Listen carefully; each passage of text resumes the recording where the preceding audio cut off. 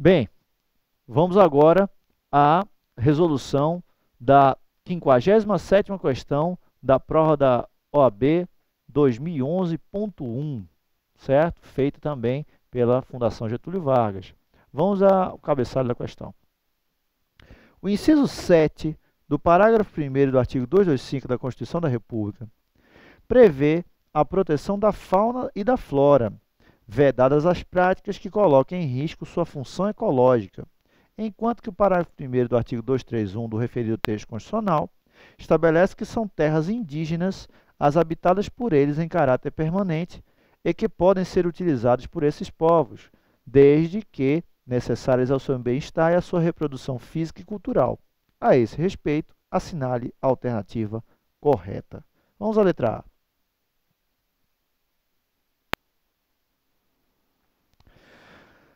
A letra A diz: os indígenas têm o usufruto exclusivo das riquezas do solo, dos rios e dos lagos nas terras ocupadas em caráter permanente por eles e, portanto, podem explorá-las sem necessidade de licenciamento ambiental.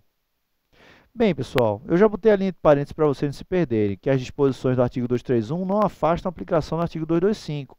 Ou seja, o fato de, vou pegar para vocês aqui o parágrafo 2º e o 3º, de as terras tradicionalmente ocupadas pelos índios, destinadas-se à sua posse permanente, cabendo-lhes o usufruto exclusivo das riquezas do solo, dos rios e dos lagos nelas existentes, o fato de o aproveitamento desses recursos hídricos, incluindo os potenciais energéticos, a pesquisa e a lavra das riquezas minerais em terras indígenas, só poderem ser efetivados com autorização do Congresso Nacional, ouvidas as comunidades afetadas, ficando assegurada a essas comunidades participação nos resultados da lavra na forma da lei, não afasta a necessária observância do artigo 225 da Constituição, que prevê que, se houver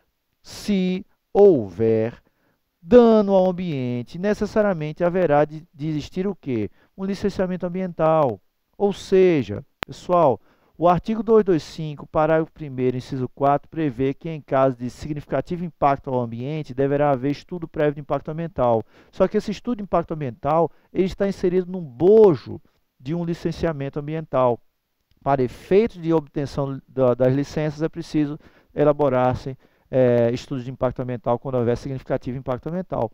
Portanto, o fato de serem terras indígenas não afasta a obrigatoriedade de observância de toda a legislação ambiental prevista para áreas não indígenas.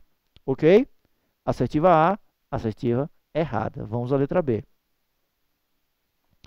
Os indígenas podem suprimir vegetação de Mata Atlântica sem autorização do órgão ambiental competente, porque são usufrutuários da terra que habitam. Bem, já se consegue perceber que, pelos dispositivos da Lei 11.428, no seu artigo 3º, a previsão de os indígenas serem uma população tradicional, muito bem, tudo ótimo. Todavia, o artigo 9º, que prevê que uma exploração eventual, sem propósito comercial direto ou indireto, de espécimes da flora nativa, para consumo nas propriedades ou posses de população tradicionais, independe da autorização dos órgãos competentes. Volta comigo. Não é em todos os casos que os indígenas poderão suprimir vegetação de Mata Atlântica, independentemente de autorização pública. Mas quando essa supressão for eventual e sem finalidade comercial, o que não se configura todos os casos de supressão de Mata Atlântica por parte de indígenas. Portanto, a assertiva B está errada. Por quê? Porque ela leva a crer que, pelo fato de ser a supressão levada a cabo por indígenas, nunca haveria necessidade de obediência à legislação ambiental. O que não é verdade, pessoal. Preciso que haja um licenciamento por parte daquele que deseje suprimir a vegetação de Mata Atlântica e não se encaixe nos termos do artigo 9º que eu acabei de ler, ou seja, uma exploração eventual e sem finalidade econômica. Nesse caso, as populações tradicionais, dentre as quais se inserem os indígenas, poderiam fazê-lo independentemente da autorização do poder público. Por isso, a assertiva B encontra-se errada. Vamos à letra C. A exploração de recursos florestais em terras indígenas somente poderá ser realizada pelas comunidades indígenas em regime de manejo florestal sustentável para atender a sua subsistência respeitado o Código Florestal. Observem que essa é uma prova de 2011, portanto anterior ao novo Código Florestal, que é a Lei 11.615 de 2012, tá? Essa lei ela não existia a tal época e, portanto, de acordo com a Lei 4771 de 65, o antigo Código Florestal, no seu artigo 3º-A, encaixa-se perfeitamente à disposição da letra C, ou seja, seria possível a exploração de recursos florestais em terras indígenas, mas quando houvesse manejo florestal sustentável para atender a sua subsistência, observado o até então vigente Código Florestal. Portanto, seria a resposta correta dessa questão.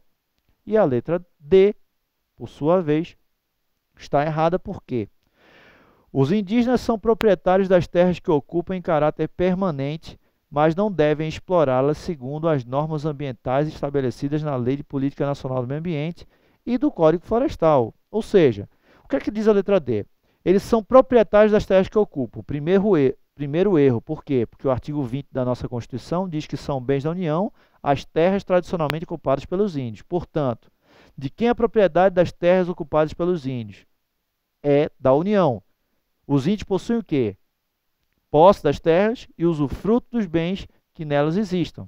Além disso, o artigo 231, parágrafo 2º, é muito claro. As terras tradicionalmente ocupadas pelos índios destinam-se à sua posse permanente, cabendo-lhes o usufruto exclusivo das riquezas do solo, dos rios e dos lagos existentes.